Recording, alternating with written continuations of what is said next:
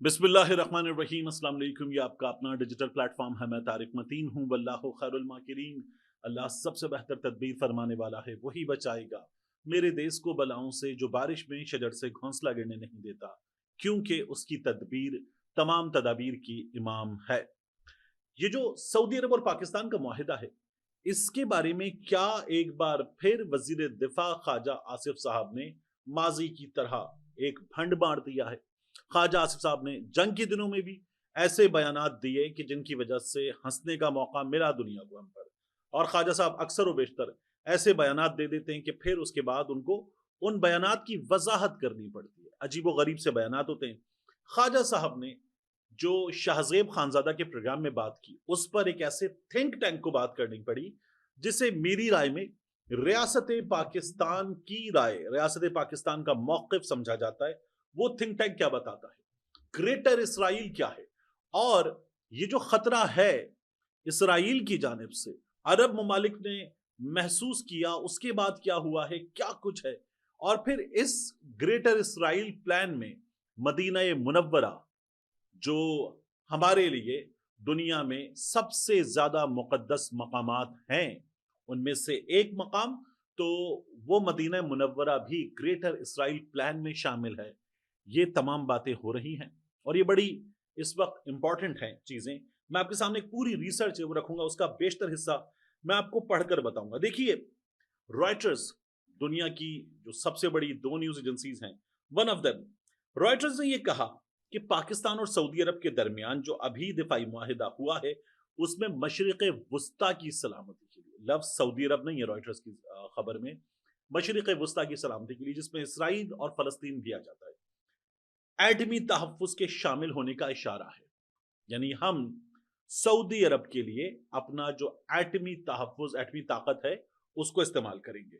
मशरिक वस्ता के कई अरब ममालिक इसराइल से बढ़ते हुए खतरात को महसूस कर रहे हैं।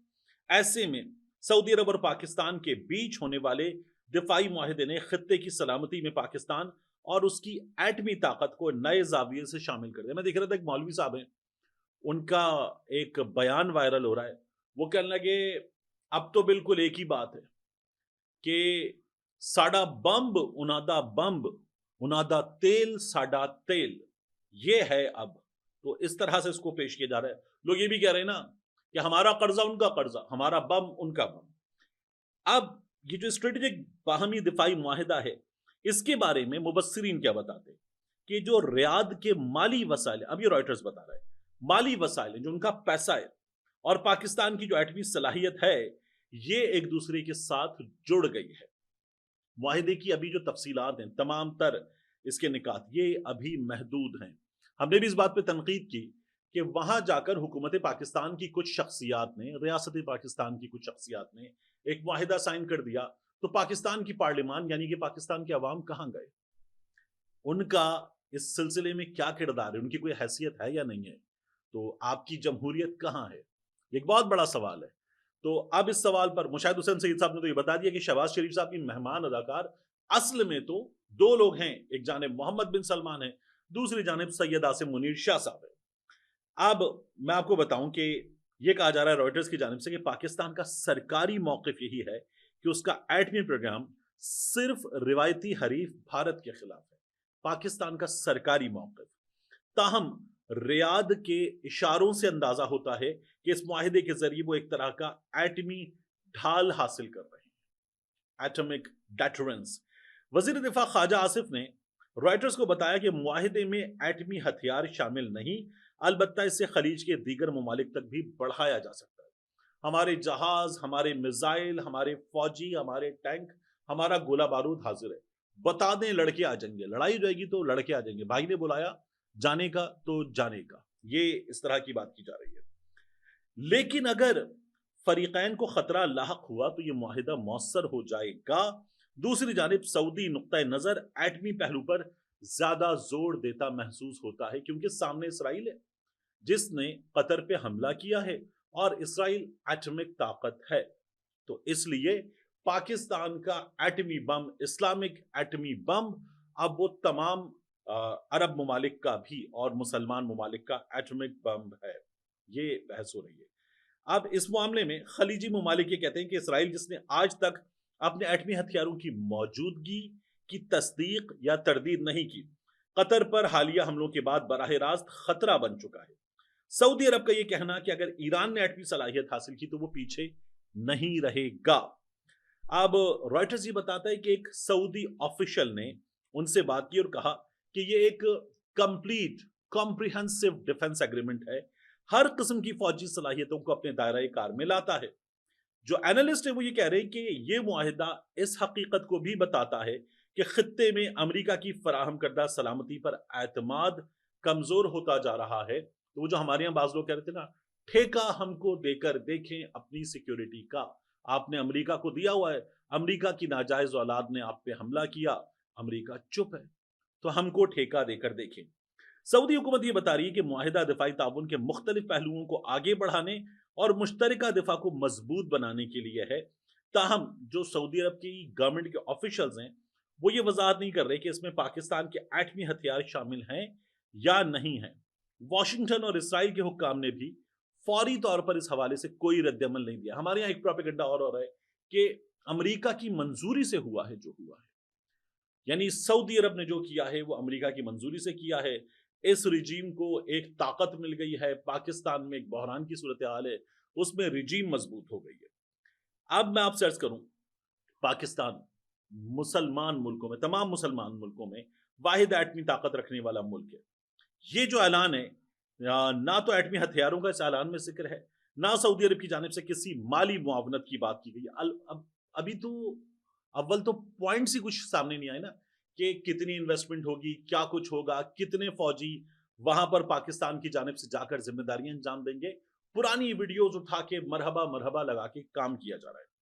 شہباز شریف صاحب نے سعودی ولی عہد کا شکریہ ادا کیا اور کہا کہ وہ سعودی سرمایہ کاری، تجارت اور کاروباری روابط کو بڑھانے میں دلچسپی رکھتے ہیں۔ ہم نے بھی بات کی کہ پیسے آنے چاہیے، پاکستان کی معیشت بہتر ہونی چاہیے۔ انڈیا اور پاکستان نے جب 90s کا اینڈ تھا، رائٹرز یہ کہہ رہا ہے، تب ایٹمی صلاحیت حاصل کی تھی۔ پاکستان کے پاس ایسی میزائل ٹیکنالوجی موجود ہے۔ اب یہ رائٹرز پورے اس پرسپیکٹو میں جہاں اسرائیل موجود ہے اس کو شامل کرتے ہوئے بتاتا ہے، ایسی میزائل ٹیکنالوجی موجود ہے جو بھارت کے طول و عرض کو نشانہ بنا سکتی ہے۔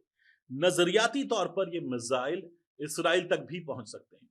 جب ہم کسی میزائل کا تجربہ کرتے ہیں نا اور بتاتے ہیں کہ یہ اتنے 100 کلومیٹر تک مار کر سکتا ہے، تو یہ اس کی رینج نہیں بتائی جاتی، یہ دشمن کو بتایا جاتا ہے تمہارا یہ والا شہر یہ اس میزائل کی رینج میں ہے، تمہارا یہ والا شہر اس میزائل کی رینج میں ہے۔ جب سب سے بڑی مار ہوتی ہے تو بتاتے ہیں تل ابیب اس میزائل کی رینج میں ہے۔ پاکستانی حکام ہمیشہ یہ کہتے ہیں، رائٹرز لکھ رہا ہے، کہ ان کا ایٹمی پروگرام صرف بھارت کے خلاف ہے۔ اب میں آپ کے سامنے ایک اور چیز رکھوں، یہ جو بات ہے نا گریٹر اسرائیل کی، حامد میر صاحب کے پروگرام میں ابھی ریسنٹلی ایک نقشہ سامنے رکھا گیا حامد میر صاحب کی جانب سے، کارنیل یونیورسٹی امریکہ کی، ان کی جانب سے ایک میپ یہ پبلش کیا گیا تھا۔ تو حامد میر صاحب نے اس پر بات کی اور کہا کہ گریٹر اسرائیل کیا ہے، دریائے نیل سے لے کر دریائے فرات تک تمام پرومسڈ لینڈ وہ اسرائیل کے حصے میں آئے گی، اور یہ بھی کہ مدینہ منورہ سعودی عرب کے مختلف حصے، میر صاحب اس نقشے کو رکھتے ہوئے بتا رہے تھے کہ جدہ نہیں ہے، مکہ مکرمہ نہیں ہے، مدینہ منورہ ہے، وہ بھی گریٹر اسرائیل کے میپ میں جو ان کے ذہن میں تصور ہے اس میں موجود ہے۔ اب آپ دیکھیے کہ یہ پرومسڈ لینڈ اس کو کہتے ہیں، اس میں کیا کیا ہے، فلسطین اس میں ہے، اردن اس میں ہے، لبنان اس میں ہے، شام اس میں ہے، عراق جو وہ اس میں ہے، مصر کا جو سینائی جزیرہ ہے وہ اس میں ہے، سعودی عرب کی شمالی حصے اور مدینہ منورہ ان میں شامل ہے، وہ اس میں شامل ہیں۔ 1948 میں اسرائیل کی جب تشکیل ہوئی تب سے اب تک صہیونی تحریک کا یہ حصہ رہا۔ یہ میپ ان کا بالکل سینٹرل آئیڈیا ہے، اور جو ان کی کتابیں ہیں ان میں بھی یہ موجود ہے کہ اسرائیل جو ہے وہ اتنا بڑا ہوگا، اس طرح سے ہوگا، یہ تمام تر ان کے تصورات میں موجود ہے۔ کارنیل یونیورسٹی نے اس کا یہ جو نقشہ ہے یہ شیئر کیا تھا، اور ایک آئی وی لیگ یونیورسٹی ہے۔ حامد میر صاحب نے اپنی ویڈیو میں ان کی ایک پبلیکیشن اس کا حوالہ دیا، گریٹر اسرائیل کا یہ نقشہ انہوں نے شیئر کیا، اور ساتھ میں آپ کو بتاؤں کہ ایک ایکسپرٹ ہیں جو ہسٹورین ہیں، انہوں نے پروفیسر عمر کریم یہ کہا، برمنگھم یونیورسٹی میں یہ پڑھاتے ہیں کہ مشرق وسطیٰ کے امور کے پروفیسر اور king Faisal centre for research and Islamic studies یہاں سے وابستہ، انہوں نے بی بی سی کو بتایا کہ گریٹر اسرائیل کو ایک افسانوی تصور سمجھتے ہیں، لیکن ہمیں یہ یاد رکھنا چاہیے کہ اسرائیل کی جو پالیسیز ہیں اور جیسے وہ مغربی کنارے کا الحاق اس پہ بھی عمل کر رہے ہیں، تو یہ پالیسیز جو ہیں ان پر اسرائیل عمل کر رہا ہے اور اس کے پلانز میں شامل ہے کہ وہ گریٹر اسرائیل کی طرف جائے۔ یہ ہمارے سامنے نیتن یاہو اور اسرائیل کے اس طرح کے لوگ یہ باتیں اکثر و بیشتر کرتے رہتے ہیں۔ اب ان حالات میں ہمارے ہاں ایک بحث ہو رہی ہے، خواجہ آصف صاحب نے جو بات کی اس پر اسٹریٹ کام بیورو نے جو ایک تھنک ٹینک ہے یہ بتایا کہ خواجہ آصف صاحب نے جو بات کی ہے وہ بات درست نہیں ہے۔ یہ شاہ زیب خانزادہ کے پروگرام میں بات کر رہے تھے اور انہوں نے یہ کہا ہے کہ پاکستان کا جو نیوکلیئر پروگرام ہے وہ پاکستان کے دفاع کے لیے ہے اور پاکستان کی سرزمین مدر لینڈ اس کے تحفظ کے لیے ہے، اور ہمیں جہاں جہاں سے تھریٹس ہیں، پروبیبلی سب سے بڑا نام، سب سے نمایاں نام انڈیا کا، تو ہمیں انڈیا سے تھریٹ ہے اور اس کے خلاف یہ ہمارا نیوکلیئر پروگرام ہے، کیونکہ انہوں نے جو عالمی دباؤ تھا اس کو سائڈ پہ کرتے ہوئے جیسے ہی اعلان کیا کہ ہم ایٹمی دھماکے کرنے جا رہے ہیں، ایٹمی دھماکے کیے اور بتایا کہ ہم ایٹمی طاقت ہیں، تو پاکستان تیار تھا۔ پاکستان نے بتایا کہ ہم ایٹمی طاقت ہیں، گو کہ اس پر ایک ڈبیٹ ہے کہ نواز شریف تیار تھے یا نہیں تھے۔ ایسے تمام کے تمام شواہد موجود ہیں جو یہ سجسٹ کرتے ہیں کہ میاں صاحب جو ہیں وہ اس کے لیے راضی نہیں تھے۔ آن دا ادر ہینڈ ایسے شواہد موجود ہیں جو یہ کہتے ہیں کہ نہیں جی میاں صاحب کے علاوہ تو کوئی موجود ہی نہیں تھا، بس میاں صاحب تھے۔ تو یہ ایک الگ بحث ہے، لیکن پاکستان تیار تھا نواز شریف سے پہلے سے، بھٹو کے دنوں سے اس پر کام ہو رہا تھا، ضیاء الحق کے دنوں میں اس پر کام ہوا تھا، محترمہ بینظیر بھٹو کے دنوں میں، میاں نواز شریف کے دنوں میں اس ایٹمی پروگرام پہ کام ہوا تھا اور پاکستان نے یہ ایٹمی طاقت حاصل کر لی تھی۔ انڈیا نے کیا اور ہم نے دھماکے کر کے بتا دیا کہ ہم بھی ایٹمی طاقت ہیں، تو ہم پہلے سے تیار تھے، ہمیں اس کا اعلان کرنا تھا، ہم نے اعلان کر دیا تھا۔ یہاں دنیا سینسٹیو ہے اس معاملے میں، ایسے عالمی معاہدے موجود ہیں کہ جن کے تحت یہ جو جوہری بم ہے یا توانائی ہے، nuclear technology for the military purposes, for the defence purposes, اس کا پھیلاؤ نہیں کیا جا سکتا، تو اس لیے یہ معاملہ بہت حساس ہو جاتا ہے۔ تو پاکستان تیار ہے۔ اب اس میں یہ جو بحث ہے نا کہ ہمارا ایٹمی بم وہ سعودی عرب کے لیے ہے یا نہیں ہے، ہماری جوہری طاقت سعودی عرب اور دیگر عرب ممالک کے لیے ہے یا نہیں ہے، اس بحث کے حوالے سے میں ایک رائے اپنی رکھتا ہوں۔ ہمیں اپنی فوجی طاقت اس سے بہت پہلے، اور ہمیں سے مراد صرف پاکستان نہیں ہے، دیگر اسلامی ممالک، 57 اسلامی ممالک، بہت پہلے پوری قوت کے ساتھ اسرائیل کے خلاف استعمال کرنی چاہیے تھی، اور اسرائیل کو ہمیں سزا دینی چاہیے تھی، ہمیں نظر آنا چاہیے تھا، اب بھی نظر آنا چاہیے کہ ہماری مائیں، ہماری بہنیں، ہماری بیٹیاں نشانہ بن رہی ہیں، ہمارے بچے نشانہ بن رہے ہیں، فضاؤں میں 10 15 منزلہ اونچی عمارتوں جتنے لاشیں اچھلتے ہوئے دیکھنے کے باوجود اگر ہم مطمئن ہیں، اطمینان میں ہیں، سب کچھ ٹھیک چل رہا ہے، ہمارے ملکوں میں کانسرٹس ہو رہے ہیں، ناچ گانا ہو رہا ہے، جدید دنیا کے ساتھ چلنے کے تقاضے پورے ہو رہے ہیں، تمام تر پر امن زندگی کی آسائشیں، کھیل، میوزک، باقی تمام چیزیں ہمارے ہاں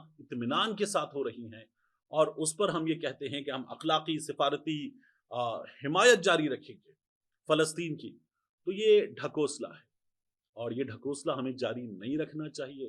ہمیں اپنی فوجی طاقت کا، وہ کسی بھی نوعیت کی ہو، اسرائیل کے سامنے ہم استعمال کریں گے، یہ اعلان کرنا چاہیے تھا اور یہ کر دینا چاہیے تھا، کیونکہ دنیا کا ٹھیکیدار بن کے امریکہ جہاں اس کا معاملہ نہیں ہوتا وہاں بھی گھستا ہے۔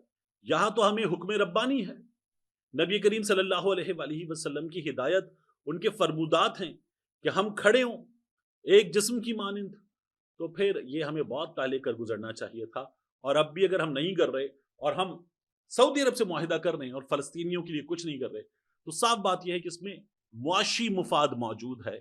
فلسطین کے مظلوموں کے لیے کھڑے ہونے کی تڑپ، لگن، ان کے لیے کام کرنا، ایسی کوئی سوچ کار فرما پیچھے نہیں ہے۔ ملتے ہیں انشاءاللہ آپ سے اگلی ویڈیو میں۔